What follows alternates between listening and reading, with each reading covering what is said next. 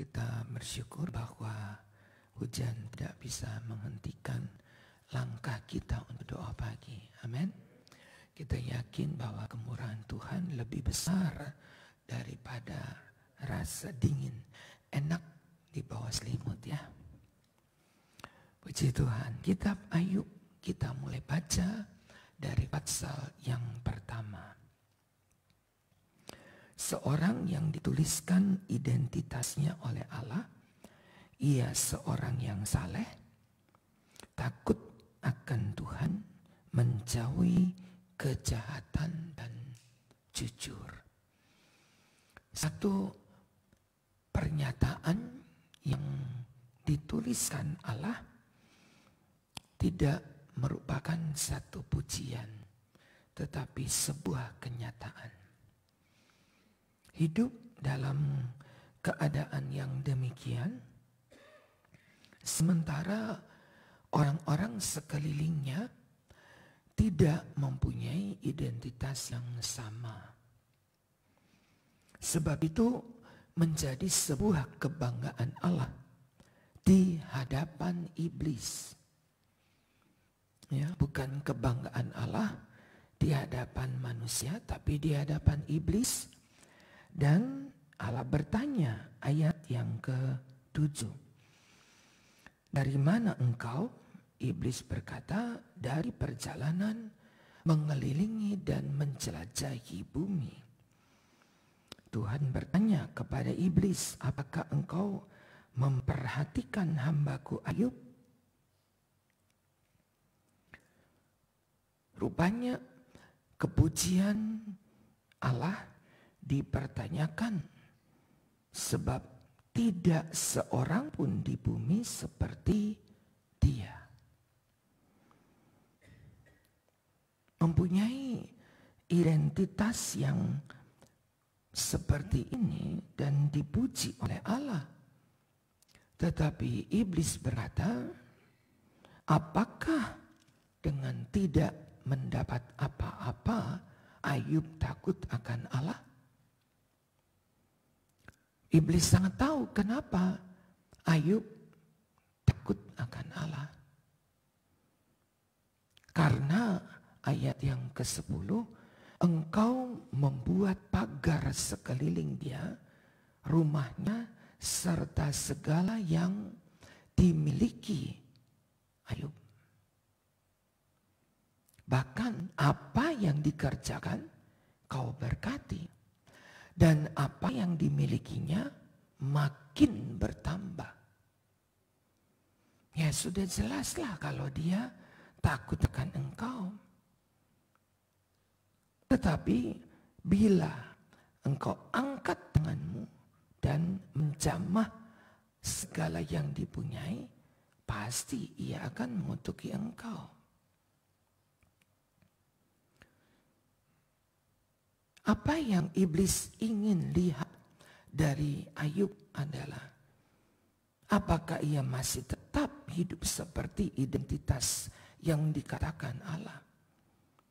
Apakah ia bisa mempertahankan saleh, jujur, takut akan Allah, menjauhi kejahatan. Apakah dia masih bisa begini ketika ia tidak mendapat apa-apa dari Allah? Dengan kata lain, seseorang melakukan sesuatu karena sesuatu. Diizinkan oleh Allah. Apa yang dipunyainya ada dalam kuasamu, tapi tidak terhadap dirinya. Apa saja, silakan. Karena Allah tahu Ayub tetap menjaga dirinya, ayat 22, dengan tidak menuduh Allah berbuat kurang patut. Iblis kagum akan Ayub. Belum puas, lalu iblis berkata, sekarang angkat pagar dari dirinya. pasti dia akan menghujat engkau. Baik, Allah berkata, tetapi ingat, tidak jiwanya. Dari kepala sampai ke kaki ada borok-borok yang tiba-tiba muncul, dan itu sangat menyiksa Ayub karena panas, sakit, gatal. Dia harus ambil pecahan beling dari tempat sampah. Dan ia mulai garuk. Pecahan-pecahan beling itu menolong dia, ayat 8, menggaruk-garuk badannya. Pasal 2 ayat 8. Istrinya mulai dipakai iblis. Mulai melemahkan Ayub. Apalagi yang kamu pertahankan? Masih kamu percaya Tuhan? Masih kamu bertekun dalam kesalehanmu? Kutukilah Allah. Selesailah penderitaanmu. Tetapi Ayub berkata, ayat yang ke-10, apa yang kita terima dari Allah, baik atau buruk, dalam semua ini Ayub tidak berdosa dengan bibirnya. Sampai di situ Ayub tidak berdosa. Sampai di situ Ayub tetap menjaga ucapannya, tidak menghujat Allah. Seringkali kita berkata, ya itu kan Ayub. Saya kan gak kayak Ayub. Maka nasinya sama. Hidup di dunia yang sama. Sekelilingnya sama. Kalau Ayub diberi kekuatan, kita pun diberi kekuatan.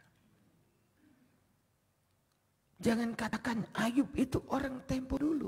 Memang dia selevel dengan Kain. Bahkan sahabat dari Kain. Jadi kita lihat dia adalah orang-orang generasi pertama. Kain, Habel, anak-anak Adam dan Hawa. Mempunyai banyak orang lagi, banyak anak lagi. Satu di antaranya adalah Ayub. Jadi kita melihat bahwa walaupun ia hidup begitu jauh jaraknya, tapi kesukaran di atas muka bumi adalah kesukaran yang sama.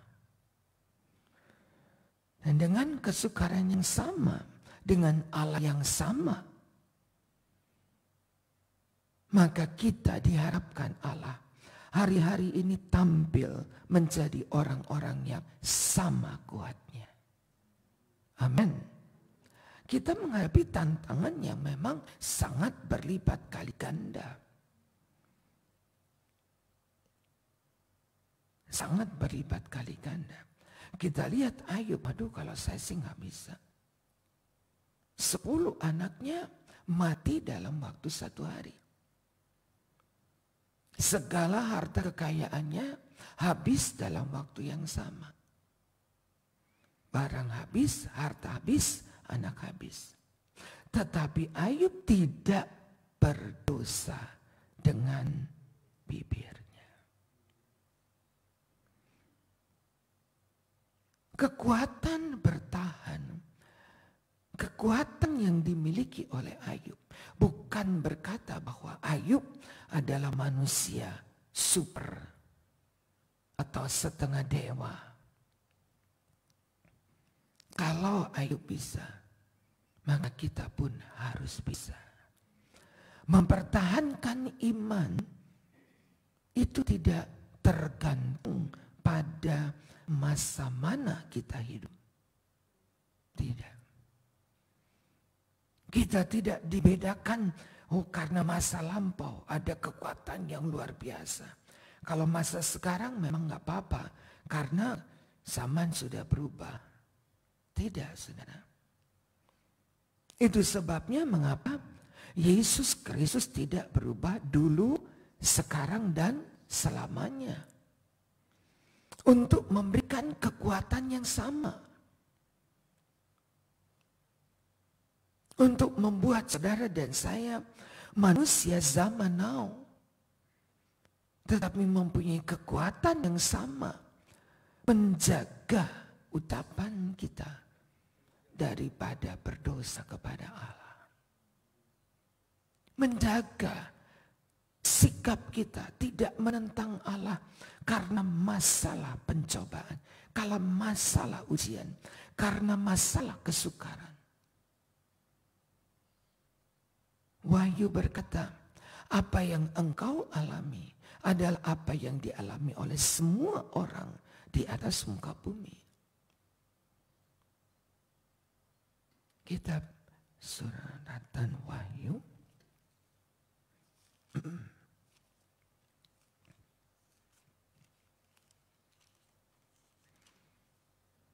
pasal yang ketiga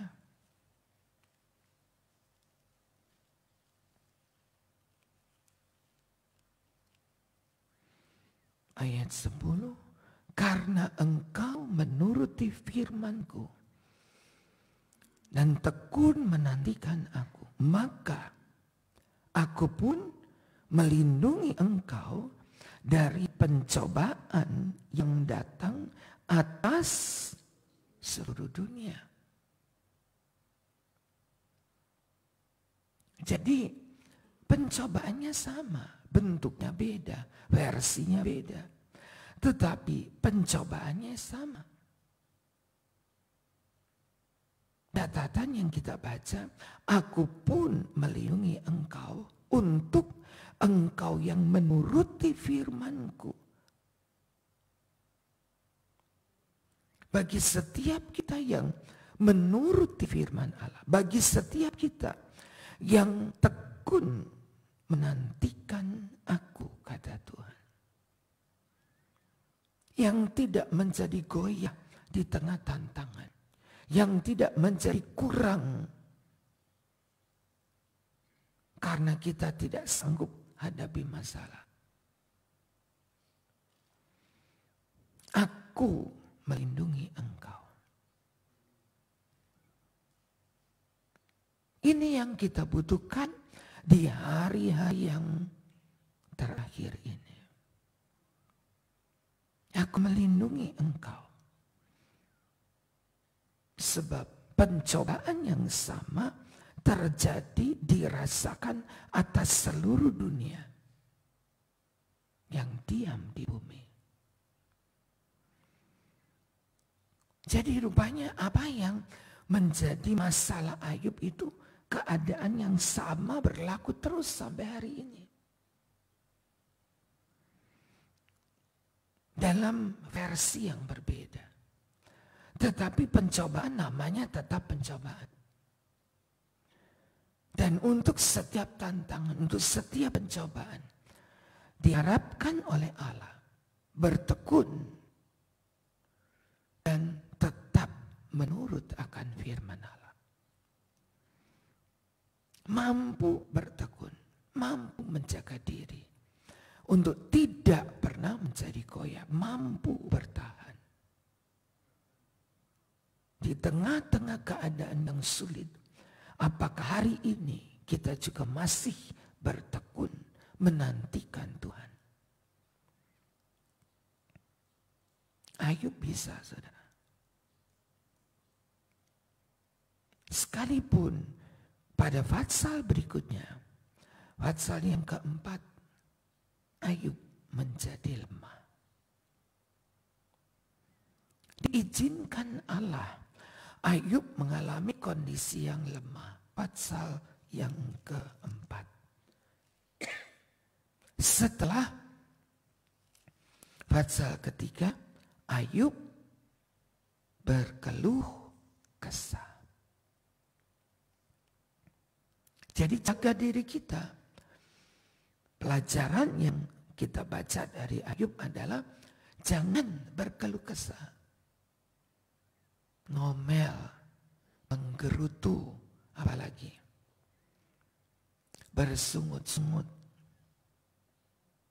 Karena ketika kita ngomel, menggerutu, berkeluh kesah, bersungut-sungut, Amsal berkata, kekuatanmu menjadi kecil. Karena engkau sedang tawar hati. Maka kekuatanmu jadi kecil. Boleh dicatat. Amsal pasal 24 ayat yang ke-10 berkata, jika engkau tawar hati. Memang kesesakan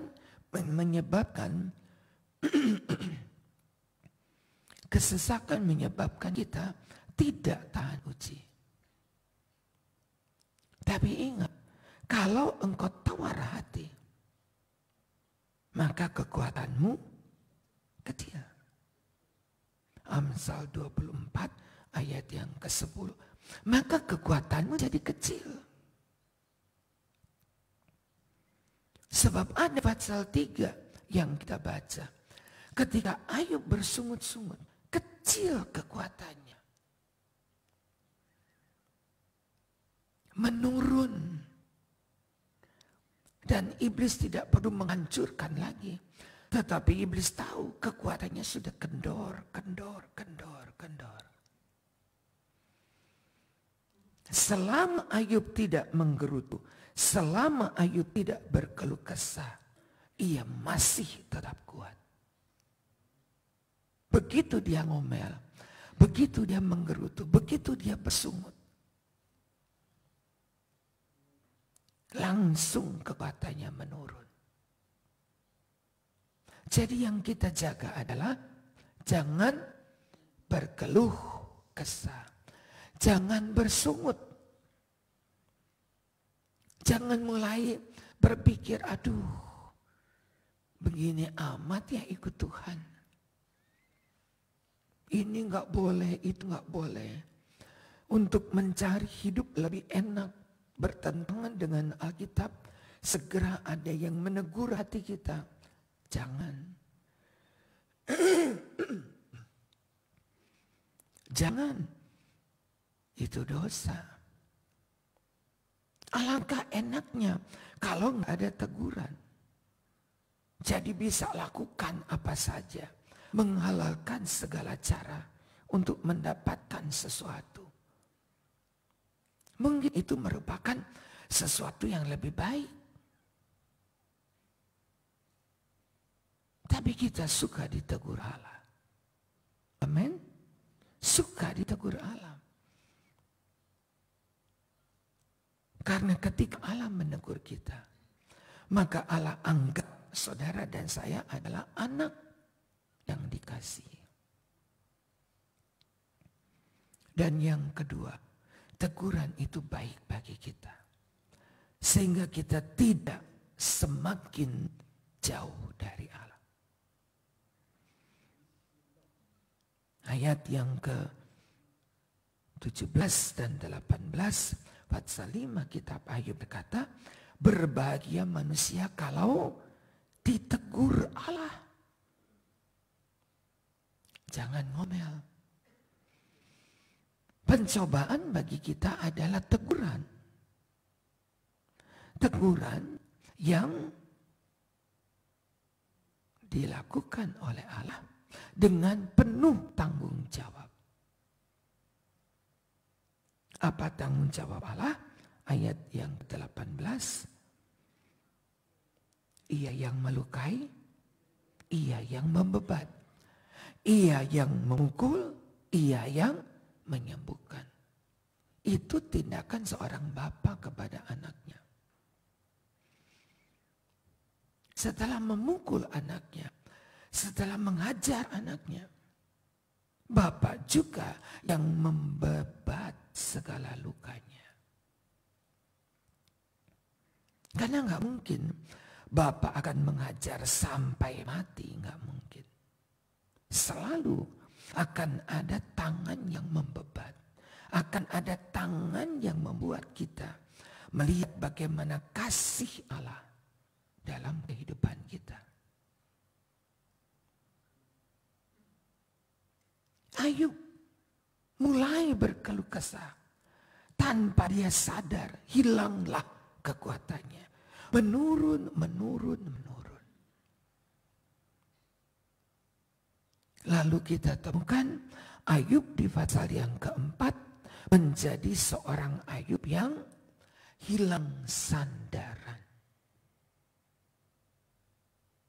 Sahabatnya Elifas dia bertanya, bukankah engkau dulu telah mengajar banyak orang? Bukankah tangan yang lemah engkau kuatkan? Orang yang jatuh kau bangunkan dengan kata-katamu. Lutut yang lemas kau kuatkan. Di mana Ayub itu? Di mana Ayub yang kemarin? Di mana Ayub yang kuat? Di mana Ayub yang tidak menghujat Allah? Di mana? Lalu ditanyakan, bukankah takutmu akan Allah menjadi sandaranmu dan kesalehan hidupmu menjadi pengharapanmu? Di mana? Takutmu akan Allah di mana? Rupanya dalam kesesakannya, ketika kekuatannya menjadi kecil, Ayub mulai tidak takut lagi kepada Allah. Elifas menegur, bukankah takutmu akan Allah adalah sandaranmu? Dulu engkau luar biasa, dulu engkau hebat, dulu engkau tidak tergoyahkan. Dulu engkau menjadi kekuatan bagi orang-orang. Perhatikan saudara, hidup kita menjadi target pandangan dunia. Diarahkan selalu kepada kita. Kalau pakai full spot, lighting, mata yang memandang, lampu yang disorotkan kepada kita, full spot. Itu mengikuti arah perjalanan kita. Karena kita adalah aktor hidup. Diperhatikan dengan lampu yang ribuan watt. Untuk memperhatikan kemana kita, gerakan kita, apa yang kita ucapkan sampai kepada suara itu direkam. Sekarang CCTV ikut kemana gerak si target. Diikuti kemana. Dikasih lingkaran. Ini dia, kemana dia, kemana. Dunia sedang pantau kita. Bagaimana sikap kita menghadapi zaman ini. Bagaimana sikap kita, bagaimana pertahanan kita masih kuatkah menghadapi masa pandemi ini. Masih siapkah kita disebut dengan anak-anak kerajaan Allah. Kita sedang disorot saudara. Kita sedang diperhatikan. Apakah di dalam keadaan yang sulit, apakah kita masih berdiri sebagai orang yang baik, saleh, jujur, takut akan Allah, menjauhi kejahatan. Baru itu namanya anak Allah. Kalau dalam zaman yang baik-baik, lalu kita tampil sebagai anak Allah, iblis ketawa. Ya, semuanya baik. Apakah dengan percuma Ayub takut akan Allah? Enggak kan? Semuanya engkau berkati, apa yang dikerjakannya berhasil dan apa yang dimilikinya bertambah. Oh, sudah pastilah kalau dia hidup takut akan Allah. Baik, jujur. Sorotan itu tidak berubah. Kalau dulu disorotkan kepada Ayub, sekarang disorotkan kepada kita. Apakah hari ini kita masih berdiri di atas kebenaran firman Allah? Apakah hari ini kita masih takut akan Allah? Apakah hari ini kita masih melakukan apapun sesuai dengan firman Allah? Dilihat oleh dunia, sorotan kepada kita. Ibrani 12 ayat 1. Seperti awan yang mengelilingi kita, melihat keberadaan kita. Sebab itu kata di dalam ayat yang pertama Ibrani 12, tanggalkan segala beban yang sangat mudah mempengaruhi kita. Tanggalkan segala beban yang begitu merintangi, yang sangat mudah merintangi kita. Yang harus kita lakukan adalah mempertahankan bukan cuma identitas, mempertahankan hidup berkenan kepada Allah. Di masa sulit ini, engkau dan saya masih diperhatikan oleh Allah. Bukan cuma iblis perhatikan menunggu kejatuhan kita, tapi Allah juga memperhatikan untuk tetap melindungi kita. Kitab Ayub 3 tadi. Engkau tetap memegang perintahku dan bertekun menantikan aku, maka aku melindungi engkau. Hari ini kita hanya butuh satu, perlindungan Allah. Semua bumi sedang menghadapi masalah yang sama. Sama di seluruh bumi, bukan cuma di Indonesia, di seluruh bumi. Italia dan Spanyol sedang menghadapi krisis kedua. Mereka sedang menghadapi keadaan sama, keadaan krisis yang kedua akan segera terjadi. Mereka sudah siapkah katanya menghadapi krisis yang kedua? Kalau pandemi ini berlarut-larut, maka keadaan akan sangat prihatin.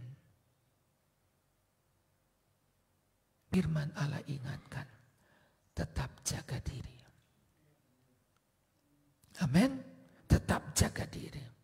Jaga diri kita, pegang akan firman Allah. Ya, tidak goyah, tetap berpegang kepada firman Allah dan bertekun.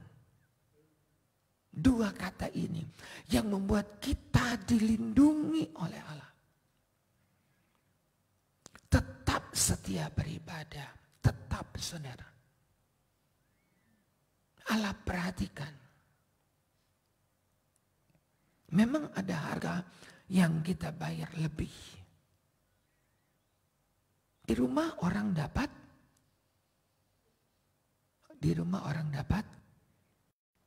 Doa pagi. Di rumah bisa. Di tempat tidur bisa.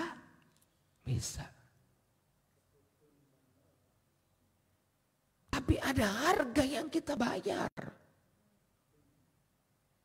Bukan ongkos sampai ke tempat ini. Tapi ada harga, saudara bangun. Saudara tinggalkan semuanya. Kita siapkan diri, kita duduk dalam ibadah seperti pagi ini. Ada harga yang beda yang kita bayar. Maka ada harga, ada rubah katanya. Ada harga yang kita bayar, ada hasil yang lebih baik daripada sekedar online. Ada harga yang kita bayar.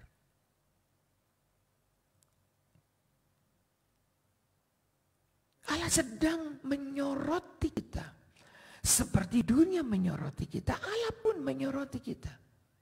Apa tindakanmu? Tetap nantikan Tuhan, tetap setia, tetap bertekun.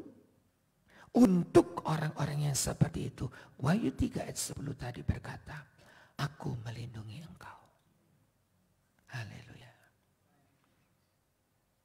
Jangan takut bayar harga, saudara. Jangan takut bayar harga. Allah punya sesuatu yang lebih istimewa. Semakin mahal harga, semakin baik barangnya. Itu yang Tuhan mau. Ayub menunjukkan contoh bagi kita. Ketika ia mulai berkeluh kesah, kekuatannya ciut. Jaga ucapan kita. Berhentilah kalau berkeluh kesah. Jangan berhenti melakukan apa yang dulu engkau lakukan dengan bertekun. Ada upah menanti kita. Puji Tuhan. Kita berdoa.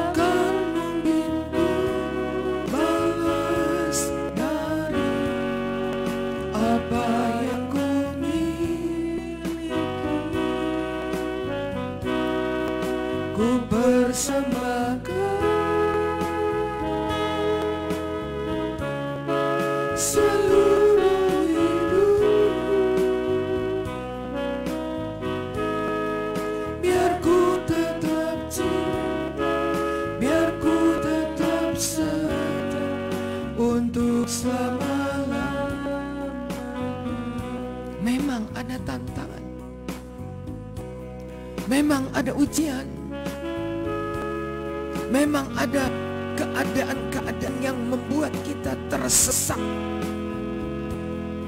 Tetapi pertanyaannya, apakah engkau masih bertahan?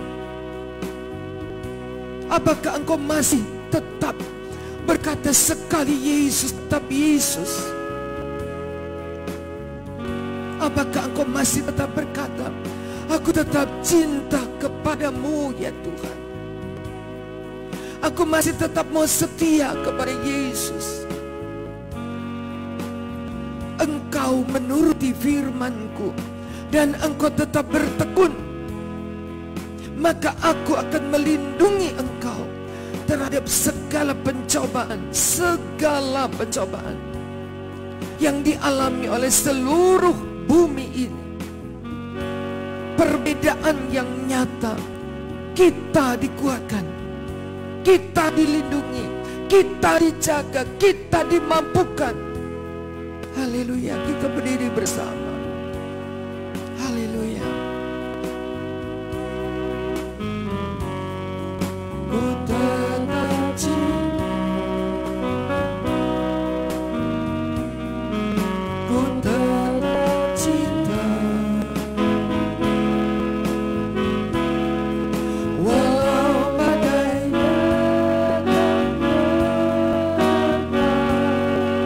ku tetap cinta,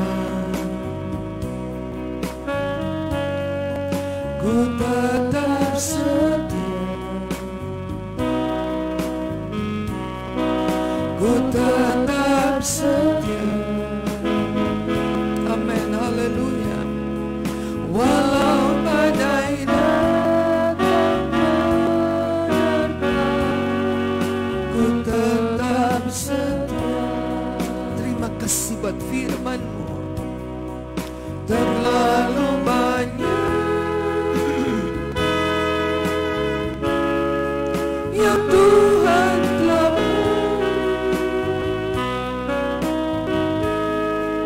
takkan mungkin ku balas dari apa yang ku miliki. Ku persembahkan seluruh hidup, biar ku tetap cinta, biar ku tetap setia untuk selama-lamanya.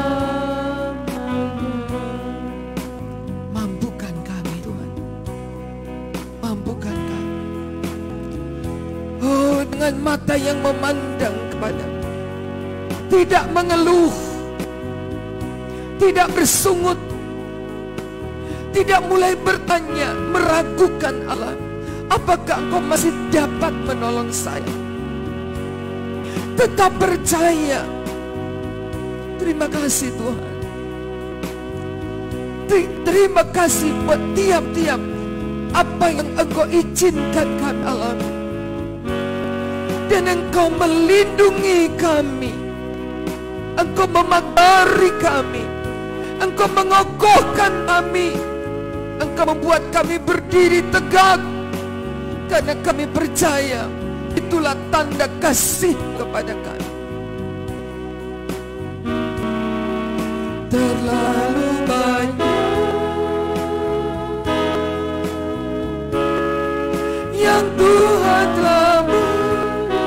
Engkau sanggup menolong kami keluar daripada ujian ini. Engkau sanggup mampukan kami berdiri tegak dengan kekuatan yang daripada Allah. Ku persembahkan. Terima kasih Bapa, terima kasih.